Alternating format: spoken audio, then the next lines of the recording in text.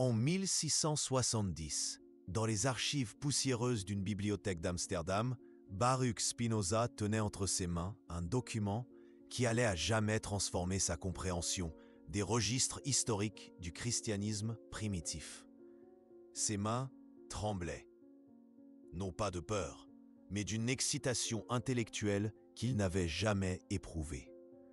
Ce qu'il avait trouvé n'était pas seulement des mots sur un parchemin ancien.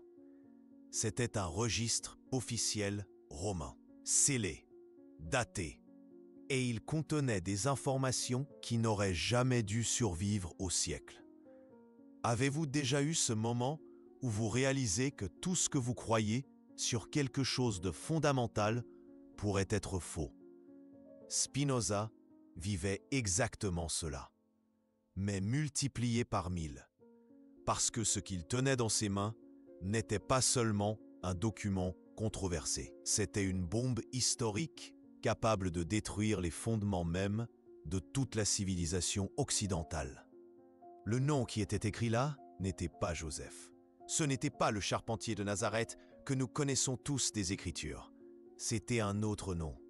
Un nom qui connectait Jésus de Nazareth directement à la structure politique et militaire de l'Empire romain. Un nom qui, s'il était véritable, réécrirait complètement notre compréhension des origines du christianisme. Et tandis que Spinoza lisait et relisait ces mots, une question commençait à se former dans son esprit. Une question qui le hanterait pour le reste de sa vie. Si ce document était authentique, combien d'autres vérités historiques étaient en réalité des mensonges soigneusement construits? Spinoza n'était pas un homme de foi aveugle. C'était un philosophe qui appliquait la même rigueur mathématique à l'analyse historique qu'il appliquait à la géométrie. Quand il découvrit ce document, il ne l'accepta ni ne le rejeta simplement. Il enquêta, il questionna, il chercha des preuves corrélatives, et ce qu'il découvrit le troubla profondément. Vous êtes sur le point de découvrir ce que Spinoza trouva dans ses archives romaines. Mais avant de révéler le nom qui était scellé dans ces documents, vous devez comprendre comment nous en sommes arrivés là. Parce que ceci n'est pas seulement une histoire sur un nom. C'est une histoire sur comment la vérité historique peut être cachée juste sous nos yeux, protégée par des couches d'interprétation religieuse et politique. L'année était 1670 et Baruch Spinoza venait d'être expulsé de la communauté juive d'Amsterdam. Imaginez l'ironie. L'homme qui serait banni pour avoir questionné les vérités religieuses établies était sur le point de découvrir que ces vérités étaient encore plus questionnables qu'il ne l'avait jamais imaginé. Ses idées sur la nature de Dieu et l'interprétation des Écritures étaient considérées comme hérétiques. Les rabbins l'avaient maudit, sa propre famille l'avait rejeté. Il était complètement seul au monde. Et savez-vous ce qui est le plus troublant? C'est exactement cette solitude brutale qui lui donna la liberté intellectuelle d'enquêter sur des questions qu'aucun érudit religieux n'oserait toucher. Vous êtes-vous jamais demandé pourquoi les découvertes les plus révolutionnaires de l'histoire viennent toujours d'outsiders, de personnes qui ont été rejetées par les institutions établies? Spinoza était sur le point de découvrir exactement pourquoi. Parce que quand vous n'avez plus rien à perdre, vous pouvez enfin voir la vérité sans les filtres que la société impose. Spinoza avait développé une méthode révolutionnaire pour analyser les textes anciens. Il ne les lisait pas comme des documents sacrés intouchables. Il les traitait comme n'importe quel autre registre historique soumis aux mêmes règles de preuve et de logique qu'il appliquerait à tout autre document de l'époque. Et c'est en appliquant cette méthode qu'il commença à remarquer d'étranges incohérences dans les récits sur la famille de Jésus. Les Écritures mentionnent Joseph comme père adoptif de Jésus. Mais Spinoza remarqua quelque chose de particulier. Dans plusieurs textes apocryphes et documents marginaux de l'époque, apparaissaient des références à des registres romains concernant la famille de Jésus. des registres qui supposément contenaient des informations différentes des narratives officielles de l'Église. Rome était obsessionnel avec la documentation. Et quand je dis obsessionnel, je veux dire qu'il cataloguait tout. Chaque naissance, chaque mariage, chaque décès dans les provinces était enregistré et envoyé aux archives centrales. Il comprenait quelque chose que beaucoup d'empires avant eux n'avaient pas compris. Le contrôle de l'information était le pouvoir. Et quand il s'agissait de figures qui pourraient devenir politiquement problématiques, cette documentation devenait encore plus rigoureuse. Voici quelque chose qui va vous choquer. Jésus de Nazareth, même avant sa crucifixion, était déjà une figure d'intérêt pour les autorités romaines. Non pas parce qu'il était considéré comme divin, non pas parce qu'il accomplissait des miracles, mais parce qu'il faisait quelque chose de beaucoup plus dangereux pour l'Empire. Il attirait les foules et parlait d'un royaume qui n'était pas celui de César. Pour les Romains, cela signifiait une chose très spécifique, insurgés politiques potentiels.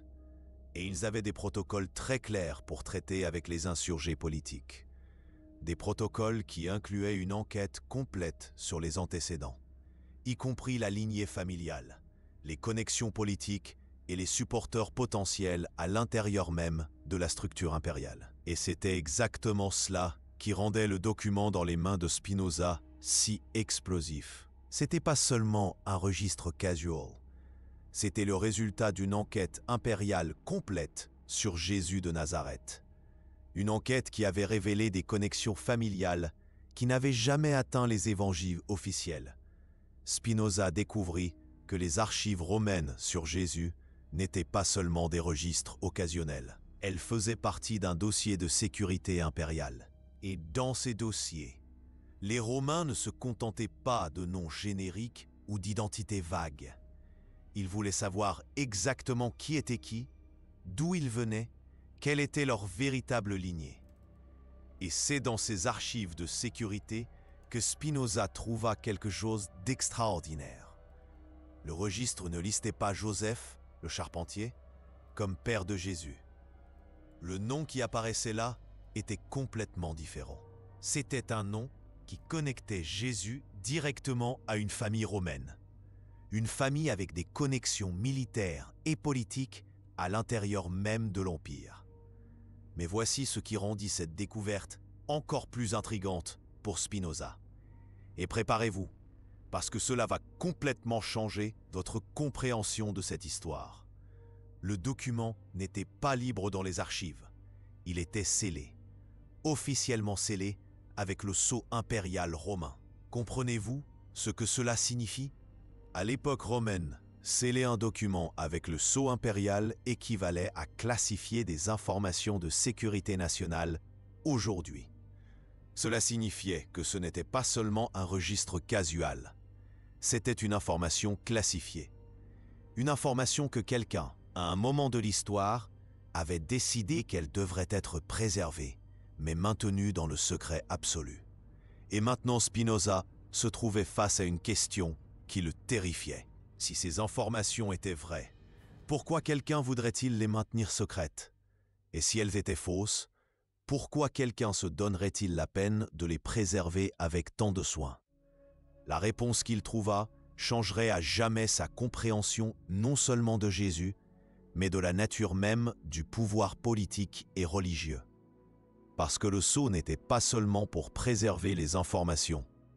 C'était pour contrôler quand et comment ces informations seraient révélées. Pourquoi Rome scellerait-elle des informations sur la paternité de Jésus? Si Joseph était vraiment son père, comme le disent les Écritures, pourquoi y aurait-il besoin de secrets officiels? Spinoza réalisa qu'il était face à quelque chose de bien plus important qu'une simple divergence généalogique. Il était face à des preuves que la structure même de la narrative chrétienne primitive pourrait avoir été construite sur une base d'informations délibérément altérées. Le philosophe commença alors à enquêter non seulement sur le contenu du document, mais sur le contexte historique de son sceau. Qui avait ordonné que que cette information soit préservée mais maintenue secrète. Quand cela était-il arrivé? Et plus important encore, pourquoi? L'enquête le mena à découvrir que le sceau datait de la période immédiatement postérieure à la crucifixion de Jésus. Et cette découverte fut comme un coup de poing à l'estomac. Non pas des décennies après, quand les évangiles furent écrits. Non pas quand l'Église primitive s'organisait, mais dans les années immédiatement suivant la mort de Jésus, quand les autorités romaines traitaient encore les répercussions politiques et sociales du mouvement chrétien naissant. Percevez-vous l'implication de cela? Cela signifie qu'au moment exact où les premiers chrétiens formaient leur narrative sur qui était Jésus, les autorités romaines possédaient déjà des informations complètement différentes. Et ils choisirent de les maintenir secrètes. Ceci ne fut pas une découverte postérieure. Ce fut une opération de contrôle d'informations en temps réel. Et Spinoza commençait à percevoir qu'il avait trébuché sur quelque chose de bien plus important qu'une simple correction historique. Il avait découvert des preuves de manipulation systématique de la narrative historique au moment même où elle était créée. Cela suggérait quelque chose de troublant. Les autorités romaines avaient des informations sur la véritable identité de la famille de Jésus qui ne furent jamais incorporées aux narratives chrétiennes officielles. Et plus que cela, ils choisirent délibérément de maintenir ces informations en secret, même en les préservant pour la postérité. Spinoza réalisa qu'il était face à un dilemme philosophique profond. Si les informations du document scellé étaient vraies, cela signifiait que la narrative traditionnelle sur la famille de Jésus avait été construite sur des bases historiques incomplètes ou délibérément altérées. Mais si les informations étaient fausses, pourquoi Rome les scellerait-elle et les préserverait-elle avec tant de soin? La réponse que Spinoza trouva changea complètement sa perspective sur la relation entre le christianisme primitif et le pouvoir politique romain. Le nom qui était dans le document n'était pas seulement différent de celui qui apparaissait dans les Écritures. C'était un nom qui révélait des connexions politiques qui rendraient la crucifixion de Jésus bien plus complexe qu'une simple exécution d'un prédicateur rebelle. Mais avant de révéler ce nom, vous devez comprendre quelque chose de fondamental sur la façon dont Spinoza aborda cette découverte. Il n'était pas intéressé à détruire la foi chrétienne ou à créer une polémique religieuse. Il était intéressé par une question philosophique plus profonde, sur la nature de la vérité historique et comment elle se rapporte aux narratives que nous construisons sur notre passé. Pour Spinoza, la question n'était pas si Jésus était divin ou non. La question était si notre compréhension historique de lui était basée sur des informations complètes et précises. Et le document scellé suggérait qu'elle ne l'était pas. Il suggérait qu'il y avait des couches d'informations qui furent délibérément omises ou altérées dans la construction de la narrative chrétienne officielle. Ce qui intriguait le plus le philosophe était la sophistication de l'opération romaine. Ils ne détruisirent pas simplement les informations inconvenantes, ils les préservèrent, mais sous sceau impérial. Cela suggérait un niveau de planification politique qui allait bien au-delà de la simple exécution d'un prédicateur problématique. Cela suggérait que Rome comprenait qu'elle traitait avec quelque chose qui aurait des répercussions historiques à long terme. Et ici, nous arrivons au point qui changea tout pour Spinoza. Le moment où son esprit réussit finalement à traiter l'ampleur de ce qu'il voyait. Le nom en le document n'était pas seulement différent. C'était un nom qu'il reconnut d'autres registres romains de l'époque. Un nom qui apparaissait dans de multiples contextes officiels. C'était le nom d'un officier militaire romain, un centurion qui avait servi en Judée pendant la période exacte où Jésus serait né. Et ce n'était pas n'importe quel centurion. C'était un officier avec accès direct aux plus hautes sphères du pouvoir impérial. Un homme dont le nom apparaissait dans des correspondances avec Rome. Un homme qui avait l'autorité de prendre des décisions politiques importantes dans la région la plus volatile de l'Empire. Pouvez-vous imaginer ce qui passait par l'esprit de Spinoza en ce moment? Toute sa compréhension de l'origine du christianisme s'effondrait et était remplacée par quelque chose de beaucoup plus complexe et troublant. Si Jésus était le fils de ce centurion, alors son exécution n'était pas ce que nous pensions qu'elle était. Cela recontextualisait complètement la narrative de la crucifixion. Si Jésus était fils d'un officier romain, son exécution n'était pas la punition d'un outsider rebelle. C'était quelque chose de beaucoup plus complexe. Cela pourrait être une question de politique interne romaine, une dispute familiale ou même une opération planifiée avec des objectifs politiques spécifiques. Mais Spinoza perçut quelque chose d'encore plus intrigant. Le centurion dont le nom apparaissait dans le document n'était pas un personnage obscur de l'histoire romaine. Il était mentionné dans d'autres registres de l'époque comme ayant des connexions directes avec l'administration de Ponce Pilate. Cela suggérait que la crucifixion de Jésus ne fut pas une décision prise par un gouverneur réticent pressé par les autorités religieuses locales, comme le suggèrent les évangiles. Ce fut une opération qui impliqua des personnes avec une connaissance intime de la véritable identité familiale de Jésus, et possiblement avec des intérêts personnels ou politiques dans son élimination. Le sceau sur le document commençait à avoir du sens. Ce n'était pas seulement pour préserver des informations sensibles, c'était pour protéger des personnes spécifiques des répercussions politiques futures.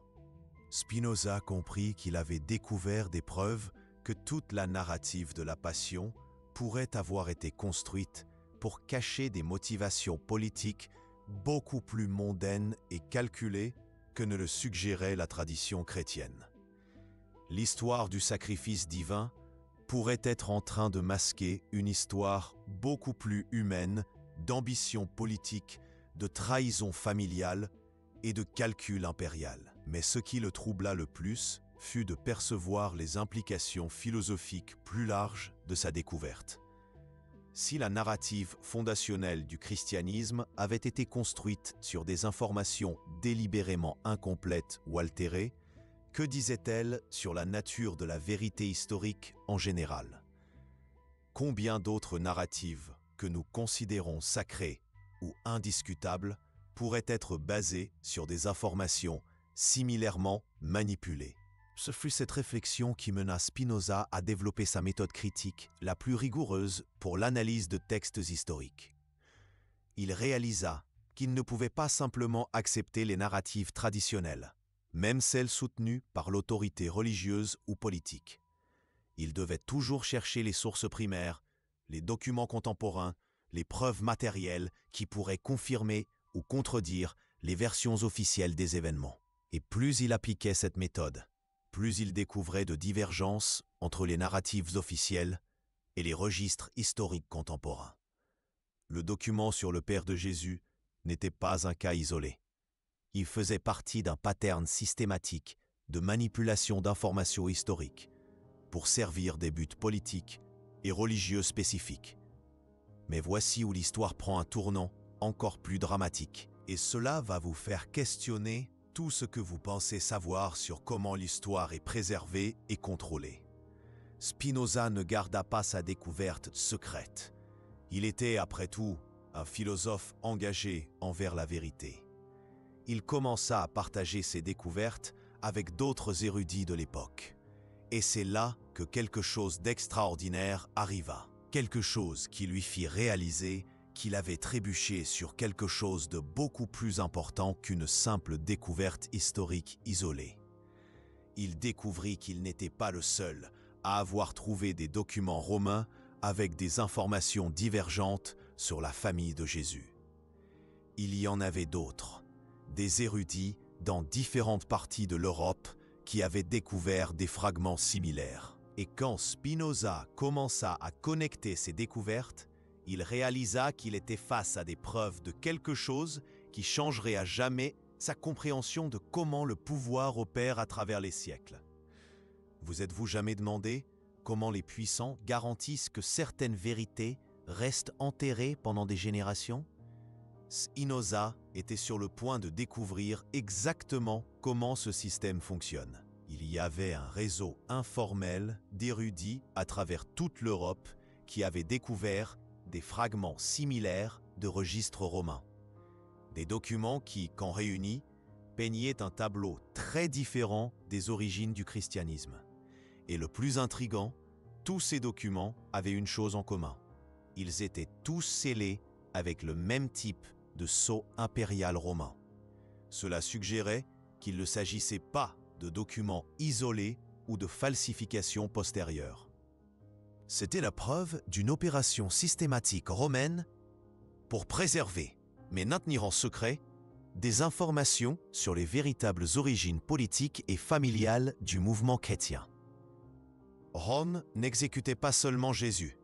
Rome créait et contrôlait la narrative sur qui il était et d'où il venait. La découverte collective de ces documents révéla quelque chose d'encore plus surprenant. Le nom du centurion qui apparaissait comme père de Jésus dans les registres romains n'était pas mentionné seulement une fois. Il apparaissait dans de multiples contextes, toujours en connexion avec des opérations politiques spécifiques en Judée, et toujours en connexion avec l'administration de figures clés du gouvernement romain dans la région. Spinoza réalisa qu'il avait trébuché sur des preuves que Jésus n'était pas seulement un prédicateur charismatique qui attira une attention politique indésirable.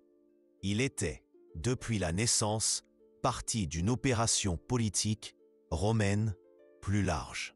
Son identité publique comme fils d'un charpentier juif pourrait avoir été une couverture délibérée pour cacher ses véritables connexions avec la structure du pouvoir impérial. Cette révélation recontextualisait non seulement la crucifixion, mais tout le ministère de Jésus. Ses voyages, ses enseignements, même ses miracles, pourraient avoir été partie d'une opération politique planifiée avec des objectifs spécifiques pour l'administration romaine dans la région. Et quand cette opération cessa de servir les intérêts romains, elle fut terminée de la façon la plus dramatique possible. Mais pourquoi préserver ces documents sous sceau impérial?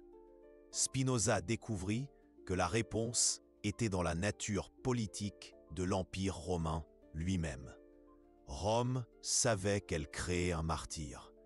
Elle savait que l'exécution de Jésus pourrait avoir des répercussions politiques et religieuses à long terme. Et elle voulait maintenir des registres précis sur ce qui s'était réellement passé, au cas où elle aurait besoin de cette information dans le futur.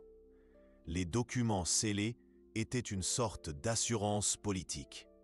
Si un jour quelqu'un questionnait la version officielle des événements ou si le mouvement chrétien devenait une menace politique sérieuse pour l'Empire, Rome aurait des preuves documentaires sur les véritables origines et motivations derrière toute l'opération. C'était un niveau de planification politique qui démontrait la sophistication de l'administration impériale. Et ici, nous arrivons à la révélation la plus impactante de toutes. Le moment où Spinoza réalisa qu'il avait découvert quelque chose qui changerait non seulement sa vie, mais potentiellement le cours de l'histoire occidentale. Le nom du centurion dans les documents romains n'était pas seulement n'importe quel nom. C'était un nom qu'il reconnut d'autres contextes historiques. Un nom qui apparaissait dans les registres de renseignements impériaux. C'était un nom associé aux opérations de renseignement et contrôle politique dans les provinces problématiques de l'Empire. Jésus n'était pas fils d'un militaire romain commun. Il était fils d'un spécialiste en opérations politiques couvertes. Un homme entraîné à la manipulation des populations, au contrôle des narratives et à la gestion des crises politiques. Arrêtez-vous un moment et pensez à ce que cela signifie. Si cela est vrai, toute la narrative chrétienne n'est pas seulement basée sur des informations incomplètes. Elle est basée sur une opération de renseignement romaine qui fut exécutée avec perfection pendant 2000 ans. Vous avez toujours accepté que Jésus était un charpentier humble qui devint prédicateur. Mais et s'il était depuis la naissance partie d'une opération politique planifiée? Et si toute sa vie publique était une performance soigneusement orchestrée pour atteindre des objectifs politiques spécifiques? Cela signifiait que toute la narrative de l'humilité et pauvreté de la famille de Jésus pourrait avoir été une construction délibérée pour cacher ses véritables connexions politiques. Le charpentier Joseph pourrait avoir été une identité de couverture, créée pour protéger la véritable nature de l'opération politique que Jésus représentait. Spinoza réalisa qu'il avait découvert des preuves que le christianisme primitif n'était pas seulement un mouvement religieux spontané qui attira une attention politique indésirable. Il était, depuis ses origines, une opération politique romaine qui utilisait la narrative religieuse comme outil de contrôle social. Et quand cette opération cessa d'être utile, elle est contenu, destin, etc. Elle fut dramatiquement terminée, mais d'une façon qui garantit qu'elle deviendrait encore plus puissante comme outil de contrôle. La crucifixion ne fut pas un échec de l'opération. Ce fut son climax planifié. La création d'un martyr qui pourrait être utilisé pour établir une nouvelle forme de contrôle religieux sur les populations de l'Empire. Et les documents scellés étaient la preuve que toute l'opération fut soigneusement planifiée et exécutée depuis le début. Mais voici ce qui troubla le plus Spinoza dans toute cette découverte. Ce n'était pas seulement que la narrative chrétienne traditionnelle était basée sur des informations incomplètes. C'était que les autorités religieuses chrétiennes, même des siècles après, semblaient avoir connaissance de ces informations alternatives, mais choisissaient activement de les supprimer et combattre toute tentative d'enquête historique rigoureuse. Cela suggérait une complicité continue entre pouvoirs religieux et pouvoirs politiques dans le maintien de narratives officielles qui servaient des intérêts spécifiques, même quand les preuves historiques contredisaient ces narratives. La vérité historique était sacrifiée au nom du maintien des structures de pouvoir établies.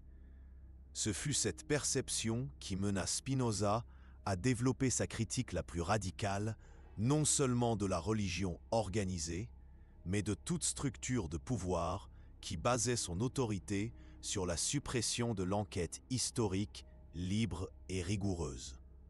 Il réalisa que la question n'était pas seulement sur Jésus ou sur le christianisme, c'était sur la nature fondamentale de la relation entre vérité et pouvoir. Et plus il enquêtait sur les documents scellés romains, plus il découvrait que ce pattern se répétait dans d'autres narratives historiques fondamentales. Rome n'avait pas manipulé seulement la narrative sur Jésus. Elle avait développé un système systématique de contrôle d'informations historiques sur toutes les figures et événements qui pourraient menacer la stabilité politique de l'Empire. Les sceaux impériaux n'étaient pas seulement pour préserver les informations, ils étaient pour contrôler les narratives, pour garantir que les versions des événements qui arriveraient aux générations futures seraient des versions qui serviraient les intérêts à long terme du pouvoir établi. C'était de la manipulation historique à l'échelle industrielle. Mais Spinoza découvrit quelque chose d'encore plus intrigant. Les documents scellés n'étaient pas seulement sur le passé. Ils contenaient des instructions spécifiques sur comment les informations devraient être traitées si elles étaient un jour découvertes. Il y avait des protocoles établis pour traiter toute tentative de révélation des informations véritables. C'étaient des instructions pour des opérations de désinformation qui s'étendaient des siècles dans le futur. Cela signifiait que même sa propre découverte des documents pourrait être anticipée et contrôlée par les structures de pouvoir qui avaient créé les sceaux originaux. La manipulation historique n'était pas seulement sur les événements passés. C'était sur contrôler comment les générations futures découvriraient et interpréteraient ces événements. Et c'est là que Spinoza réalisa la véritable magnitude de ce qu'il avait découvert. Ce n'était pas seulement la preuve qu'une narrative historique spécifique avait été manipulée. C'était la preuve d'un système complet de contrôle d'informations historiques qui opérait à travers les siècles, s'adaptant et évoluant pour maintenir le contrôle sur comment les sociétés comprenaient leur propre passé. Le nom du Père de Jésus dans les documents romains n'était pas seulement une correction historique. C'était une fenêtre pour comprendre comment le pouvoir opère à travers la manipulation systématique de la mémoire collective. Et cette découverte changea fondamentalement comment Spinoza comprenait non seulement l'histoire, mais la nature de la réalité sociale elle-même. Mais voici où notre histoire prend son tournant final et le plus troublant. Le moment où Spinoza réalisa qu'il s'était transformé d'enquêteur en cible. Il ne put révéler publiquement le nom qu'il trouva dans les documents scellés. Non pas parce qu'il ne voulait pas, non pas parce qu'il doutait de ses découvertes, mais parce qu'il découvrit quelque chose qui l'épouvanta. Les structures de pouvoir qui avaient créé les sceaux originaux opéraient encore. Elles contrôlaient encore activement qui pourrait avoir accès à ces informations et comment elles pourraient être utilisées. La manipulation historique n'était pas seulement un phénomène du 1er siècle. C'était un système actif et continu qui s'adaptait pour traiter chaque nouvelle génération d'enquêteurs. Et Spinoza réalisa qu'il était lui-même devenu partie de cette opération, que son enquête était surveillée, qu'il y avait des forces intéressées à garantir que certaines informations historiques restent scellées, même des siècles après avoir été créées. Pouvez-vous imaginer la terreur qu'il a dû ressentir? Découvrir que le système qui l'enquêtait était en même temps en train de l'enquêter? Il réalisa que sa propre enquête était surveillée, qu'il y avait des forces intéressées à garantir que certaines informations historiques restent scellées, même des siècles après avoir été créées. La manipulation historique n'était pas seulement un phénomène du passé. C'était un système actif et continu qui s'adaptait pour traiter chaque nouvelle génération d'enquêteurs. Et ainsi, Spinoza prit une décision qui définirait non seulement sa propre philosophie, mais sa compréhension de la relation entre connaissance et liberté. Il décida qu'il ne révélerait pas le nom spécifique qu'il avait trouvé dans les documents. Mais il développerait une méthode philosophique qui permettrait aux générations futures de découvrir ces vérités par elles-mêmes sans dépendre de révélations spécifiques qui pourraient être contrôlées ou manipulées. Son éthique et son traité théologico-politique n'étaient pas seulement des œuvres philosophiques abstraites, c'étaient des manuels pratiques pour l'enquête historique indépendante, des outils intellectuels qui permettraient à toute personne, à toute époque, de pouvoir découvrir et évaluer les preuves historiques de façon indépendante, sans dépendre d'autorités religieuses ou politiques. Le véritable héritage de la découverte de Spinoza ne fut pas le nom spécifique qu'il trouva dans les documents scellés romains. Ce fut quelque chose de beaucoup plus puissant et durable. Ce fut la méthode qu'il développa pour que chaque personne puisse devenir son propre enquêteur historique, pour que personne n'ait plus besoin d'accepter les narratives officielles sans questionnement critique. Il comprit quelque chose de fondamental que peu de philosophes de l'histoire ont compris. La vérité n'est pas dans les révélations dramatiques que d'autres font pour nous. La vérité est dans notre capacité de questionner, enquêter et découvrir par nous-mêmes. Et cette capacité ne peut pas être scellée, ne peut pas être contrôlée, ne peut pas être manipulée. Parce que voici la beauté de la méthode de Spinoza. Elle ne dépendait pas de documents spécifiques qui pourraient être détruits ou occultés. Elle dépendait de principes d'enquête que toute personne, à toute époque, pourrait appliquer pour découvrir la vérité sur toute narrative officielle. Et peut-être est-ce là la leçon la plus profonde de toute cette histoire. Peut-être le pouvoir réel n'est-il pas d'en savoir quel était le nom dans les documents scellés, mais d'en comprendre que toute narrative qui nous est présentée comme vérité indiscutable devrait être, pour cette même raison, questionnée avec plus de rigueur. Et peut-être est-ce là la leçon la plus profonde de toute cette histoire. La vérité historique n'est pas dans les révélations dramatiques sur des noms spécifiques ou des documents secrets. Elle est dans la capacité de chaque personne de questionner, enquêter et penser de façon indépendante sur les narratifs qui lui sont présentés comme vérité indiscutable. Spinoza réalisa que le pouvoir réel des documents scellés n'était pas dans les informations spécifiques qu'ils contenaient. Il était dans la façon dont leur existence démontrait que toute narrative officielle pourrait être basée sur des informations incomplètes ou délibérément altérées, et que la seule défense contre cette manipulation était le développement de méthodes rigoureuses d'enquête indépendante. Le nom du Père de Jésus dans les registres romains reste scellé jusqu'à aujourd'hui. Non pas parce que les documents furent perdus ou détruits, mais parce que Spinoza comprit quelque chose qui changerait à jamais notre compréhension de la relation entre connaissance et pouvoir. Il réalisa que révéler ce nom spécifique serait moins puissant que d'enseigner aux personnes à découvrir ces vérités par elles-mêmes. Et voici l'ironie finale de cette histoire. Le système qui fut créé pour contrôler les informations finit par créer quelque chose qu'il ne pouvait pas contrôler. La méthode d'enquête indépendante que Spinoza développa comme réponse à la manipulation historique qu'il découvrit. Vous voyez, quand vous enseignez à quelqu'un à pêcher, cette personne ne dépend plus jamais de vous pour manger. Quand vous enseignez à quelqu'un à enquêter sur les vérités historiques, cette personne n'a plus jamais besoin d'accepter les narratives officielles sans questionnement.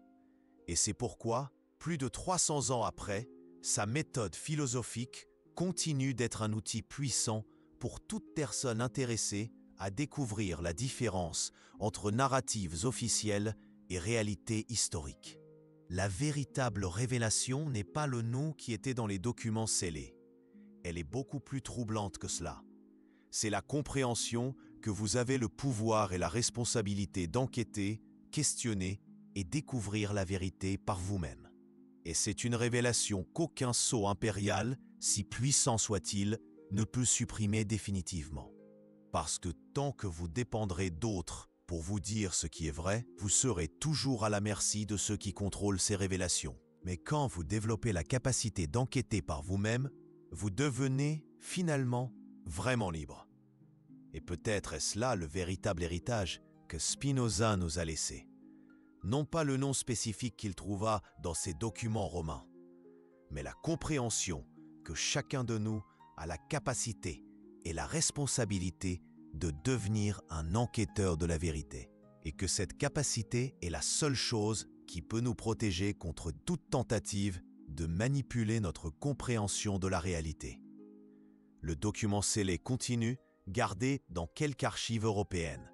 Le nom reste secret, mais la méthode pour découvrir ces vérités est à la portée de toute personne disposée à questionner, enquêter et penser de façon indépendante. Et cela peut être la découverte la plus puissante de toutes.